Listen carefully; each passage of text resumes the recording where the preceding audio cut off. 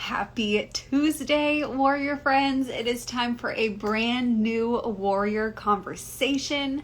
I am so excited for today's warrior conversation with Karrie as we dive into the question how to unlock your God-given calling in life. So we will kick everything off in just a few moments as everybody's hopping on and Karrie joins our Instagram live.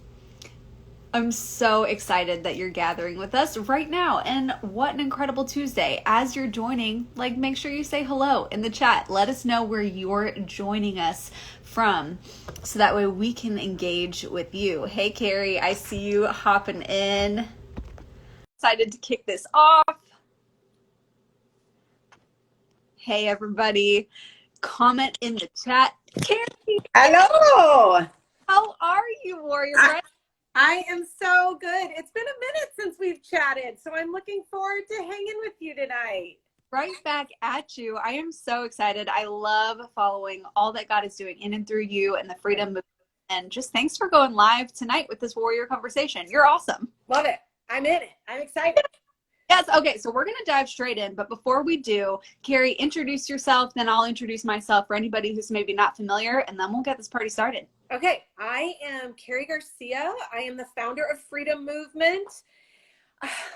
And I'm an author and a mom and a pastor and a freedom fighter and a story coach. I love that. You're just fire. I love you, Karrie. My name is Emily. I'm the founder of BecomingMeTV, and I just about partnering with people to become who God made them to be in life. Telling people stories. Published my first book this summer, and woohoo! And one of my favorite things is what we're doing right now, a warrior conversation. So taking a question that perhaps we're all wrestling with and just having a conversation with another warrior. So tonight's warrior conversation is unpacking the question, how can you discover your God-given calling and walk in freedom?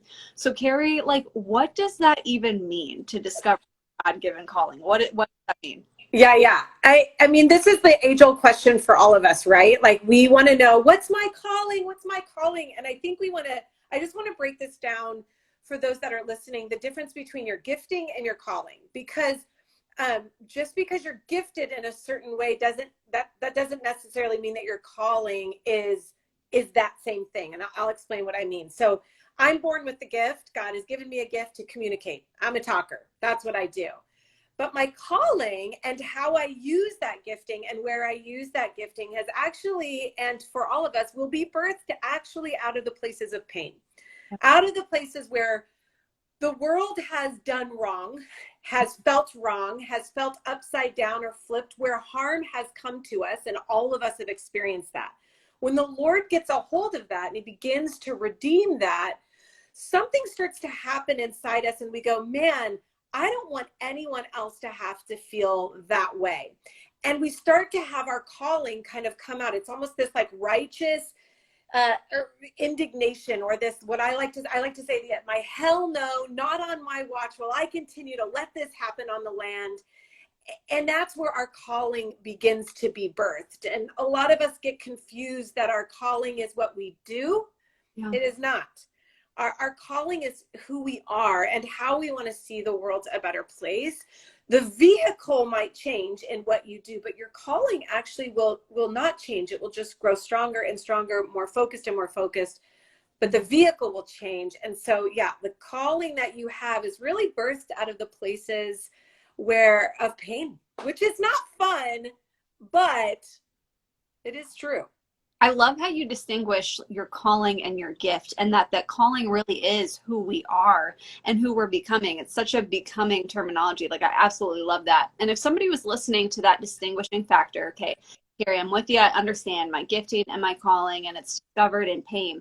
How do I discover my calling then? Mm-hmm. Right. Yeah. And this is the answer. I wish I could give you the answer in a really fun bow that was just one day you're going to be walking down the street and God's going to reveal something that's painful and it's going to be this really sweet interaction. And it's just not that way. Hope and calling is birthed in the dirt. of the places of our story where we have to go back and we have to find and see those places of harm that have happened, those places of, that's why I'm so passionate about story work, is because we actually have to go back. And a lot of people would disagree with me on this, but scripture is very clear about the process of our sanctification, is that we do have to go back and find those places that we're still bound to, those places that have our limiting beliefs are attached to, the places where the enemy has whispered and got a hold. And oftentimes that's really early on in our childhood. You'll start to notice too that when you go back into your story and you begin to uncover some of those places where you have felt shut down, isolated, pushed out, don't be too much, you're too much, whatever that narrative is, you'll start to see this pattern where the enemy kind of starts assaulting the same places, the same things over and over again. You and I are very different people, Emily. Both love Jesus, have totally different callings, but also have similar callings. But we have different stories and different giftings. And so your places of assault and attack are different than mine, but they happen to be because the enemy is cunning. He is. And he'll start attacking you in the very places that you're actually gifted in.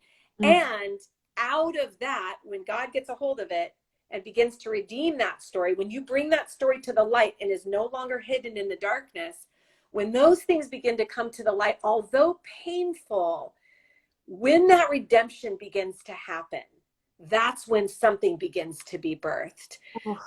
Does that make sense? It makes perfect sense. I love that. And if somebody was like, hey, what is story work? Like, describe story work for me. What is that? Yeah, so story work is basically we look at your story. You are a story. God writes stories.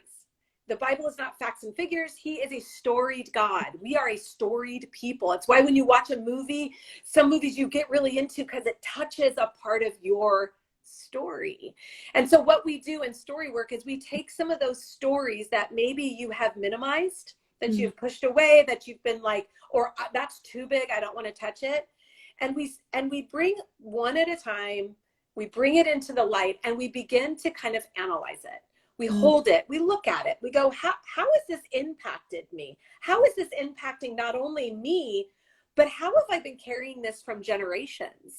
Like the story is not just me, but it's others. And so story work can feel a little scary because it's like, oh man, I don't want to go there. I don't want to rehash the past. The problem is that you are living in the past currently if you've not dealt with it. So we help you, give you back your story rather than having it be held by the enemy and in bondage to it.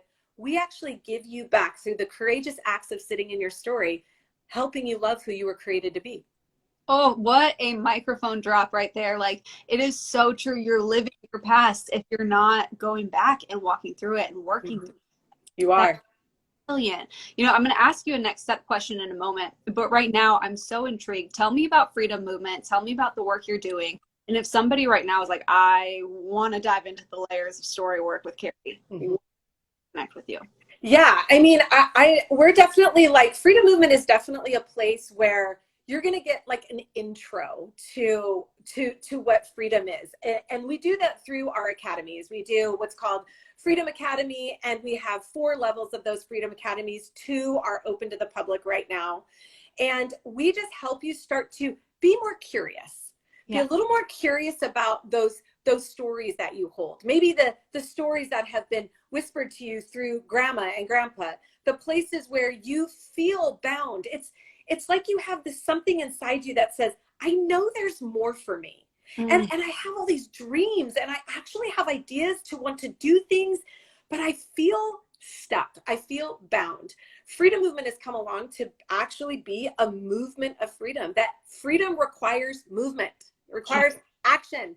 It's not just going to fall on you. You came to know Jesus and then boom, you're all better, right? Like no one, like whoever is selling that, run. They are selling a false little potion.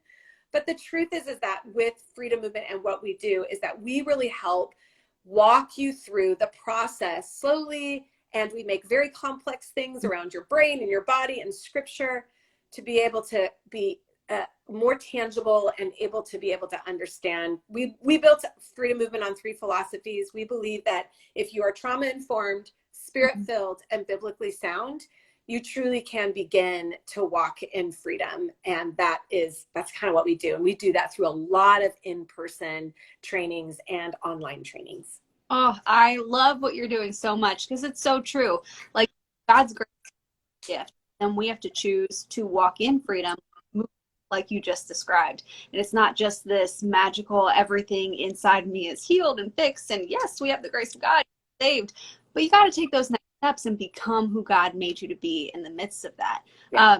Karrie, right now, if somebody's listening, and y'all, if you're not following Karrie and you're not, make sure after this live you follow both accounts and follow some next steps, like go through one of the open enrollment freedom courses, talk with Karrie, like take your step. But if somebody was watching right now, Karrie, they're like, what's the next step? What's something I can apply tonight, 6:40 Eastern on a Tuesday? How can I take a step right now? Well, if you're not a mom, because it's dinner time, but let's just say after dinner time, and you're going to have some time tonight, I would encourage you for 30 minutes tonight. Get out your journal. And this is the very first thing I'd say. Get honest. No sugarcoating it. No like saying a padded prayer or pretending. Get honest about where you really are. I just did a prayer this morning in my car, and I was doing some Lectio Divina, and one of the prompts said, just tell God where you are. And I was so surprised that when I named what was really going on, no faking it, no pretension, no beautiful spiritual, I just named what it was. The tears came, and it was an open invitation now for me to get honest with myself so I could be honest with God. And so I would say for 30 minutes, just go in your bathroom if you need to. Go in your car. I do a lot in my car. And just go for 30 minutes. Okay, God, I want to get honest with where I really am and what I really want for my life and where I really am currently, because we're not where we want to be. And so it takes honesty. And that's honestly like the first step. The first step is, where are you really? What a good, powerful step. And that's tangible. That's something each and every one of us can do literally today. Apply from this warrior conversation. Karrie, you're amazing. You inspire me every time I talk to you. Every time on Instagram, I just love you, warrior. Thank you just for your time and who we're becoming, what you're doing and investing your life in, who you are. So everybody go follow Karrie, go follow Freedom Movement. And anything else you would want to share, Karrie, before today's warrior conversation? No, I just want to end with saying, if you guys don't know Emily, she's one of the most encouraging women I know. She will send me a text out of the blue. I mean, we met years and years ago, but she will send me a text just, hey, championing you today. Just believing all God's goodness for you today. And I think many people need to know, and I wish more women were that way, Emily, that they were more just like, we're in this together than we are separate. And I really do feel like you model that. And I don't think that as many people has seen what you have to offer in the way of, I always feel championed by you. And I want to thank you for that. You have a very, very clear gifting in championing women. This is your heart. And so thank you for letting me be on here. I feel honored.